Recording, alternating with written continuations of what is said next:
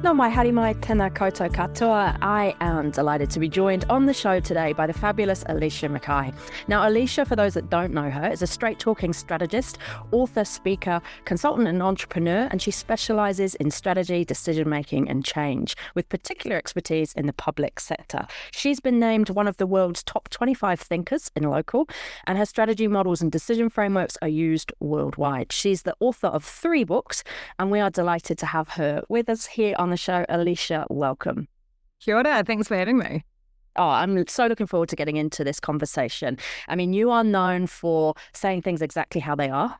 You are known for saying the stuff that other people perhaps don't. And I'm so intrigued to get into kind of, what you've been in this game a long time, what you've seen change, and some of the things that maybe all of us listening in can benefit from in what you've seen work. And of course, the flip side of that coin as well. I reckon at the moment, leadership sometimes feels harder than it should. And certainly, the role itself has evolved and the current climate is putting, I guess, extra pressure on us as leaders. What have you seen change and what's your thoughts around sort of where we stand currently as leaders and what we might be doing to help us navigate this space? I think it would be cliche to say this, but I'm going to say it anyway. There is a tremendous amount of uncertainty, and uncertainty wastes time and energy.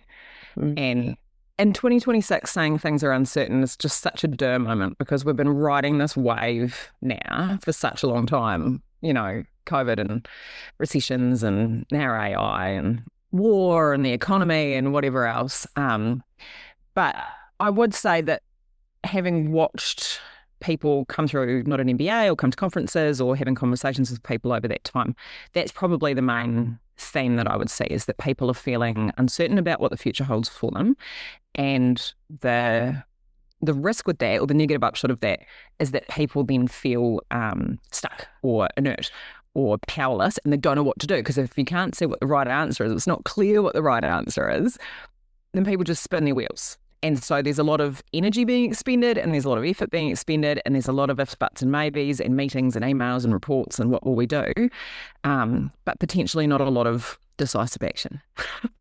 Yeah, I've certainly seen that play out, the kind of inertia of I can't take action because I don't know what it looks like. But we never kind of know what it looks like, right? And I'm sure, you're going through this as a leader as well as supporting others and advising others in this space. What do you do, when you feel that inertia creeping in or the energy impacted by current state? What are some of the things you do to stay ahead of that or navigate through that?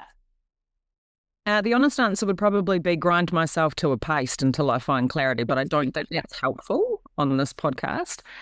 But I think I read once, I wish I could credit this, I wonder where I found this, that procrastination is actually about lack of clarity as opposed to laziness. And so if you're finding yourself kind of stuck and you don't know what to do next, it's probably not true that you are lazy or dumb. It is probably true that there is a piece of information missing for you or a appropriate kind of perspective on the information you've got that's making it hard to move forward. So anything you can kind of do to add a layer of space between you, the person, and it, the thing, is probably a useful piece of advice there. So writing it down so that you're looking at it as a third point of reference, explaining it to somebody else and hearing your own words reflected back to you, reading about somebody else who's done something else and getting it inside of your own, taking it outside and using all 5 senses to get back in your body. And I mean, all of that kind of basic stuff that goes before you become overwhelmed by the panic, like put the thing back in its box. What's going on here? What do I think I want to do? But I'm also a big fan of just impulsive, significant action with irreparable consequences, which is maybe not a strategy that I would recommend, but is how I tend to navigate things. I spin my wheels about it for a very long time and I panic and I write things down and I think and I think and I think. And I wake up one day and go, fuck it, it's on. Yeah. Because then once a decision's been made, all you can do is manage the consequences. Yeah. And that is that decisive action, right?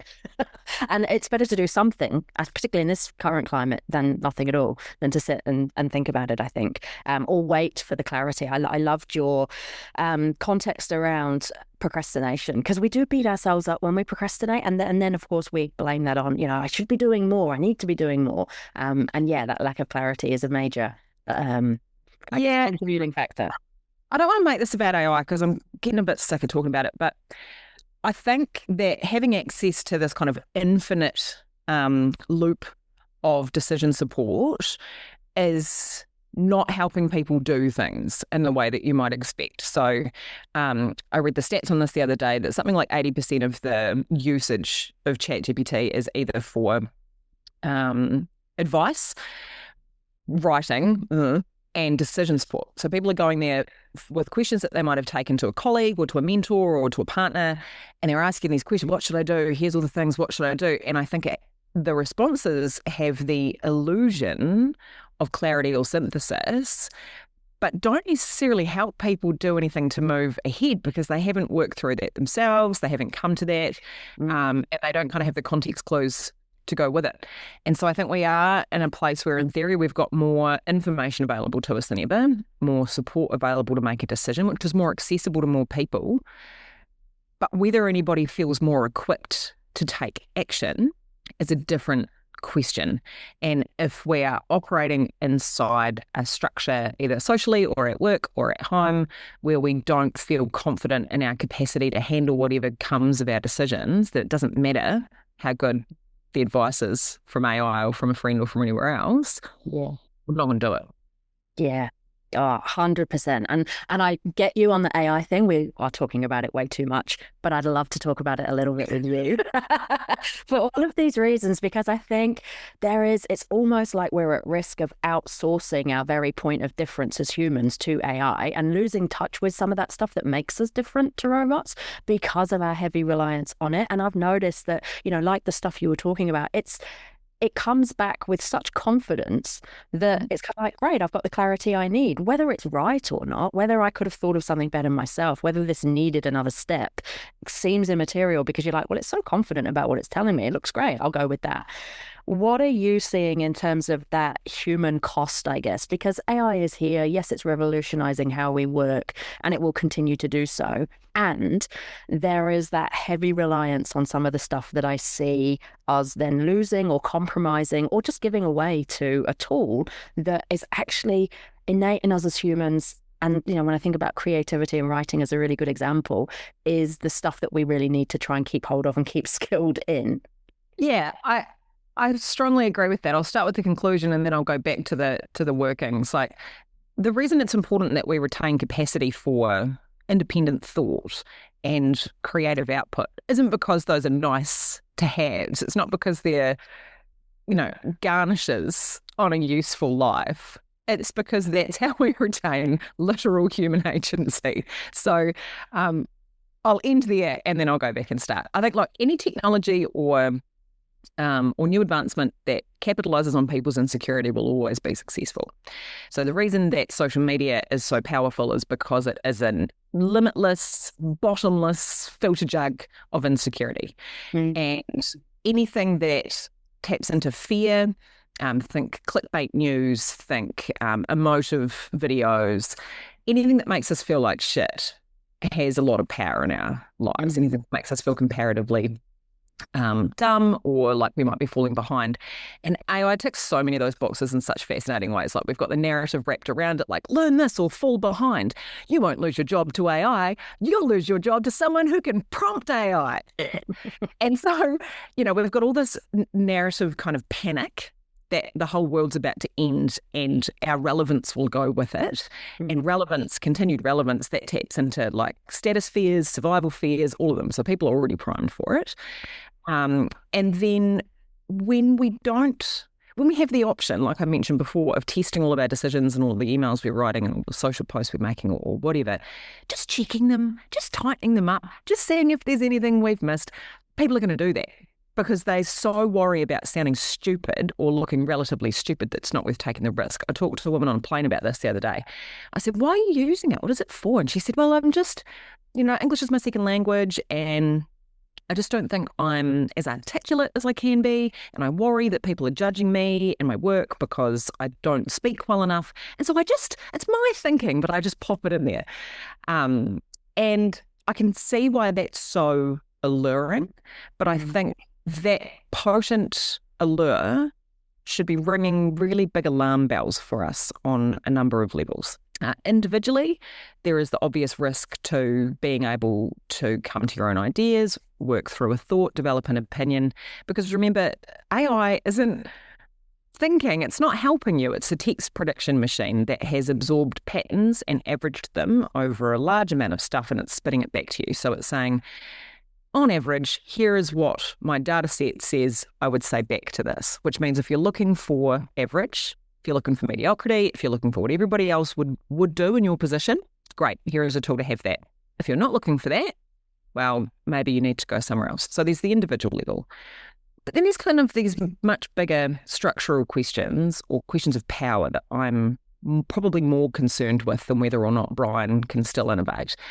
And these are questions around what kind of guardrails we have around algorithms that are making decisions, particularly in public context. So things like access to welfare support, credit checks, automated weapon deployment. So algorithms are making decisions in really important contexts, and those decisions do not have an identifiable point of accountability. The reason politics works, if you think it works, is because if the system doesn't produce outcomes that we like, then we have someone to blame. We have some transparent, visible process we can change, and we can vote in new people, right? We've got a face to the name. When those decisions are being made by a black box system that not even the people who make it knows how it works, and that accountability is diffused over hundreds or thousands of people, who do we hold to account if we don't like the outcomes that are being produced?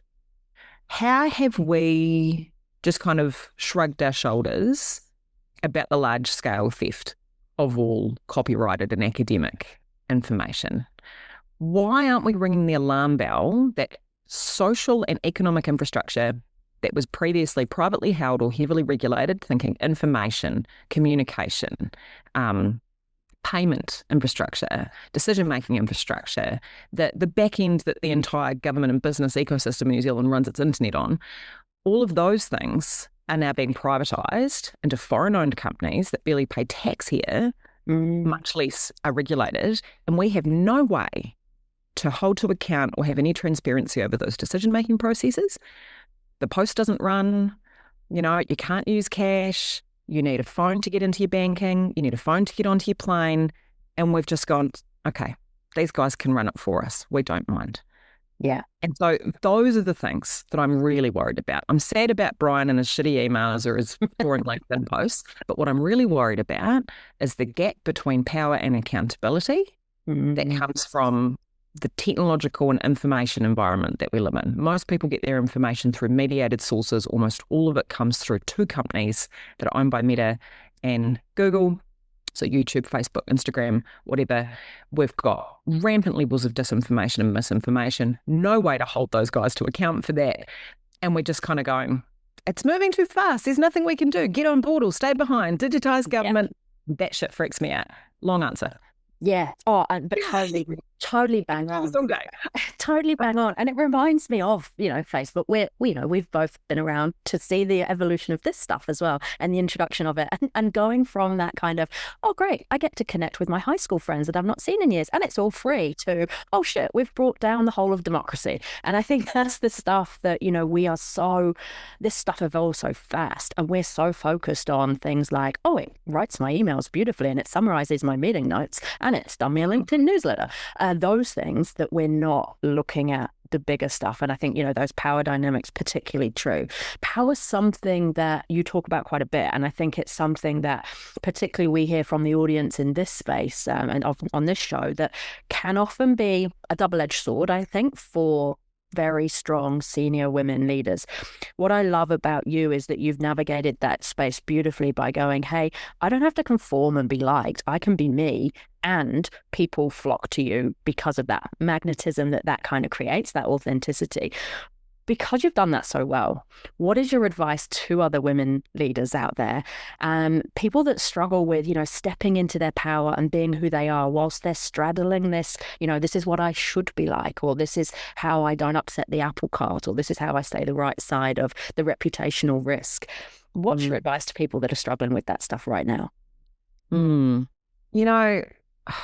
This one, This one I want to be careful about because there is so much bubblegum pink, fucking lean in, banish your imposter syndrome, love yourself today stuff out there, which I have very little time for. Women don't shrink or question themselves or hold themselves back because they're silly little girls who just need to believe in themselves more. They do it because of genuine structural oppression. We do it because behaviours that are rewarded in men are punished in women. They do it because we're carrying most of the domestic load, as well as now showing up at work and carrying responsibilities that aren't recognised, and that when we do speak with force or determination or conviction, that is interpreted very differently to how it's interpreted for men. Now, not in all workplaces, and are things better now than they've ever been? I mean, yeah, of course, absolutely. But when women tell me they don't feel like they're able to be authentic or speak their mind, I don't interpret that as a sign of weakness. I see it as a very sensible coping mechanism in order to continue to keep their job and feed their family. So I get it. And I'm also sometimes nervous about being the poster child for authenticity because there's a privilege thing in there for me where I can do that now because I spent a long time towing the line, going to dinners and having a glass of wine with these men who I didn't really like so that they would become my clients, and being palatable in environments so that I could get access to work, so that I could, And it's true that the more me I've become over time, the stronger and more meaningful the relationships I've developed and the better my business has grown. So those two things, they're both true. But I do think that women are socialised to put likability ahead of confidence. And that starts really early. Being a good girl is something that we praise really early.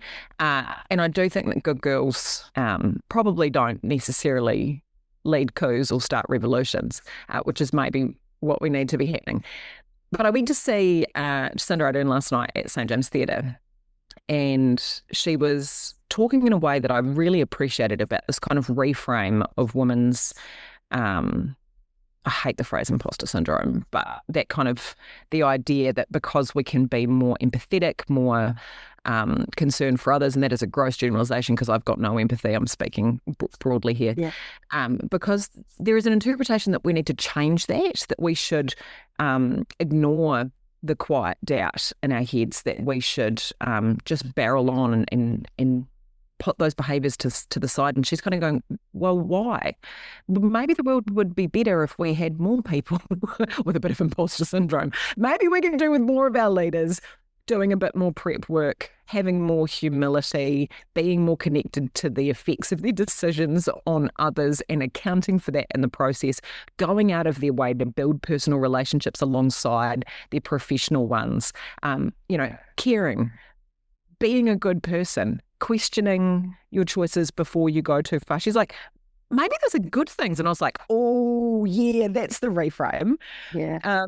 And so I think, and this is recency bias based on something I've heard literally in the last 24 hours, maybe we don't need to change who we are. Maybe everybody else needs to change.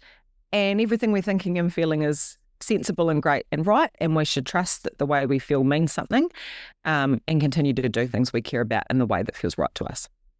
Yeah, wouldn't that be nice, right? Wouldn't that be nice if we had the permission to do that, or we gave ourselves the permission to do that? I love that notion. Well, exactly right. We can. And with the caveat that, there's this whole societal structure and system around us that makes that easier said than done. And I think, for us, that privilege piece, I totally get that. For us, it's easy to sit here and say, well, look, this is what you should do and this is what we do. And it's, when you go back 10, 20 years, we didn't do that. And this is why, right? And I think there's always been that focus, particularly for women, on having to fix something about ourselves so that we can be perfect in every category. And where are my development opportunities, as opposed to what is my point of difference? What do I bring here that no one else can? And I think particularly in this current state, that opens us up for a lot of that stuff around empathy, relationships, connection, the human side of leadership that I guess we need more of, not less of. But I totally get, that the whole being nice, it can hold us back and undermine our leadership. And yet it's often expected if you're presenting a certain way from a gender point of view. What else do you see holding particularly women leaders back? Because I feel like there's this balance between yes, we're supposed to be being strategic as a leader, and yet operationally, all the stuff that comes down the chute is so operationally focused, keeps us so busy. There's back-to-back meetings. There's all the noise that then I think takes up the space that allows us to step into that more strategic space. So what's your thoughts about what we might be getting wrong about that and the stuff that perhaps feels productive but actually isn't strategic? All right, I'll sidestep it and I'll come back to it, because I reckon the thing that would make the most difference in most women's lives is not to change how they show up at work, it's to change the load that they're carrying in the rest of their life. Nice. I think that women overwhelmingly shoulder the domestic load, the caring load in their families and communities and friendship groups, and place expectations on, oh my God, all sorts of shit. How pretty am I today? Have I had my eyelashes lifted? As my aging mum, have I given her a call today? Should I drop something into the neighbour? Oh, it's a birthday party for my kid's friend on Saturday.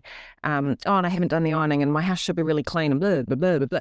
That shit takes up so much space that I reckon if we took a big chunk of that out, we wouldn't have to be having this conversation about oh, what are we doing at work?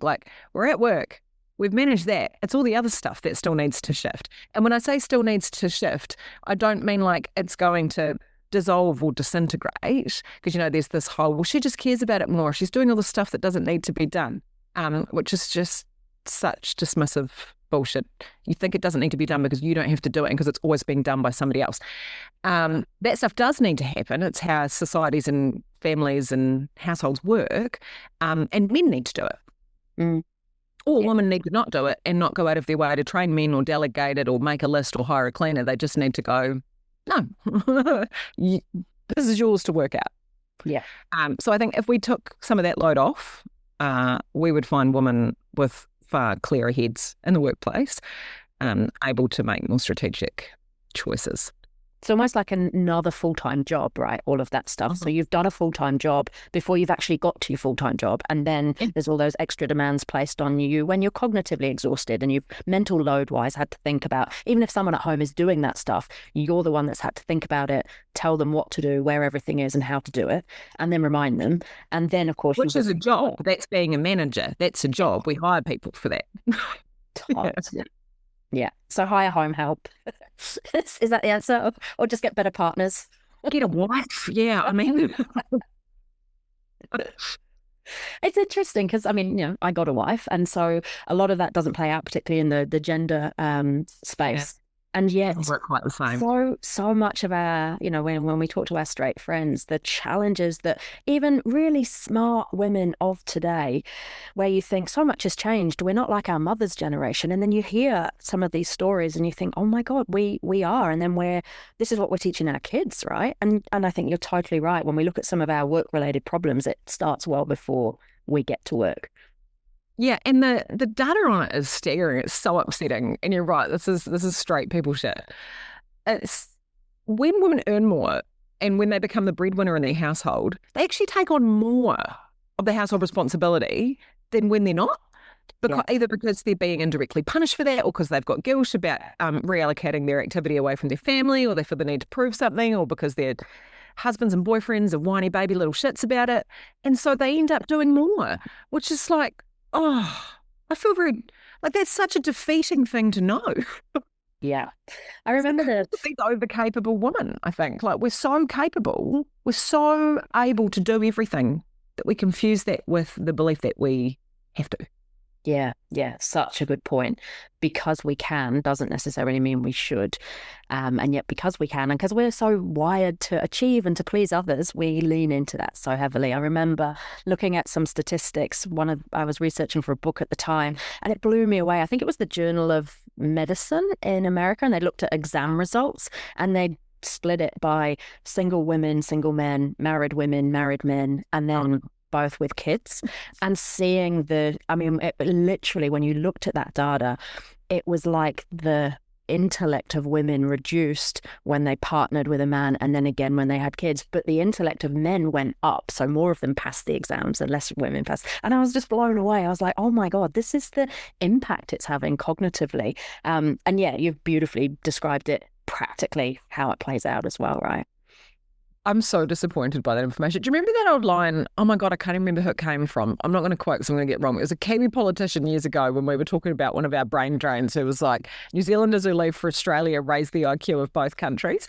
And it feels like there's a similar dynamic that plays out in these straight relationships where like women who leave marriages. Yeah. Anyway. 100%.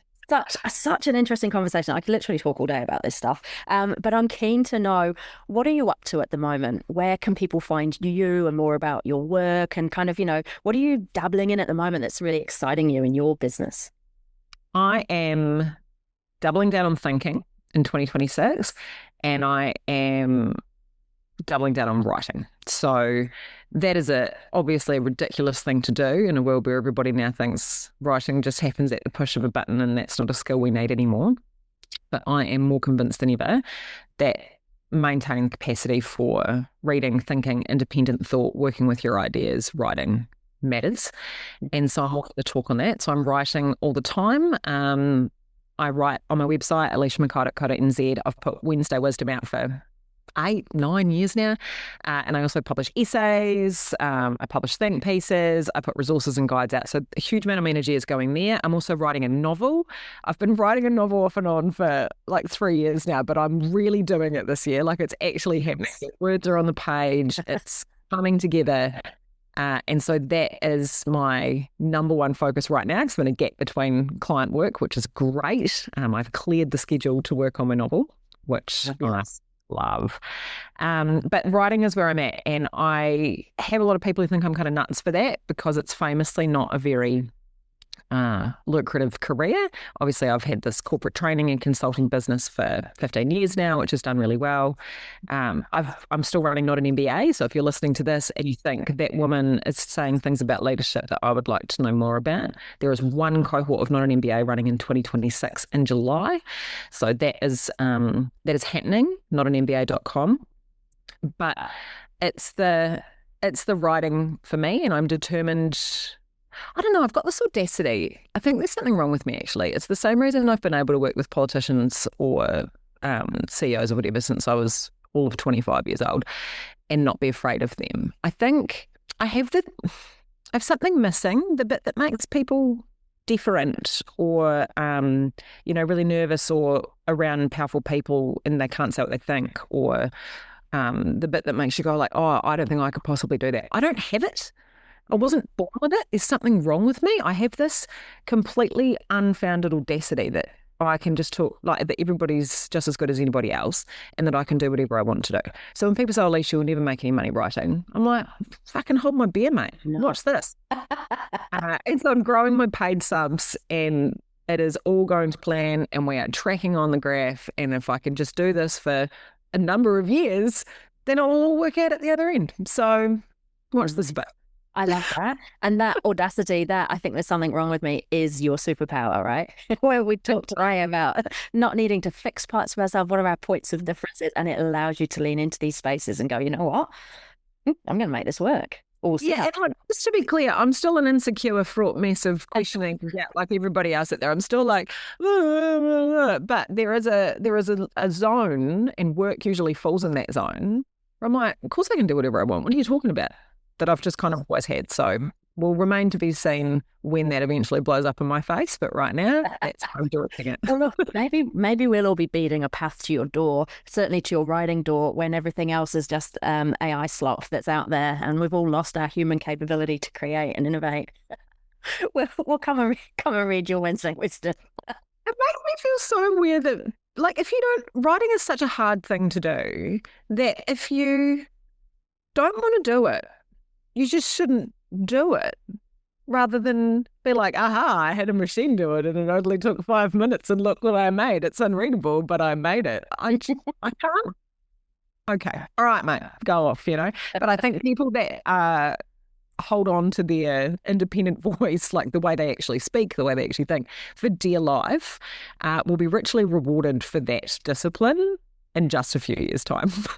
I agree. It'll be these people that stand out amongst all the noise and the stuff that becomes sameness. And that's the stuff we'll seek out, right? Because it will become novelty, and it'll be the stuff that many of us have lost. So loved chatting to you. We'll put your links in the show notes as well so that people can navigate towards your programs, your writing, and also just hitting you up to say, hey, loved what you were talking about. Thank you so much, Alicia. It's always a pleasure to connect and to chat. I've really enjoyed today's episode of the show, and I know others will have too. Thank you very much.